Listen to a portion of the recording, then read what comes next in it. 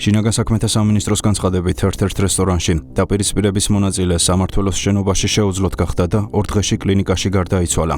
ჯგუფური ძალადობის ბრალდებით კი 3 ადამიანია დაკავებული. ფაქტის შესახებ ინფორმაცია მიაწოდეს სპეციალურ საგამოძიებო სამსახურსაც. მინისტრის მოადგილემ ალექსანდრე დარახველიძემ მოუწოდა მედიას და საზოგადოებას საქმეზე არ გაავრცელონ არასწორი ინფორმაცია.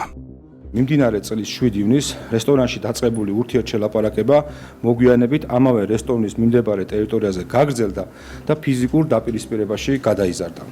დაპირისპირების დროს 1998 წელს დაბადებულმა S.U.M და 1996 წელს დაბადებულმა D.S.M სხეულის სხვადასხვა არეში, მათ შორის თავის არეში დაზიანებები მიაყენეს 1987 წელს დაბადებულ A.Q.-ს.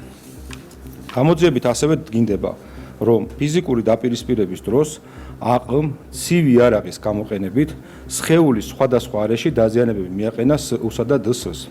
ხოლო A.Q.-ს თანხმლებმა პირმა I.T.-მ ფიზიკურად იძალა და კონფლიქტში მონაწილე S.U.-სა და D.S.-ზე. ინციდენტში მონაწილე ყველა პირი გდან ნაძალადების მთავარ სამმართველოში იქნენ წარმოდგენილი. სამმართველოს შენობაში ყოფი A.Q. დროის მოკლე პერიოდში გახდა შეუძლოდ და გონება დაკარგა. სამართალდამცველებმა სასწრაფო სამედიცინო დახმარება დაუყოვნებლივ გამოიძახეს და მოხდა მისი სტაციონარში გადაყვანა.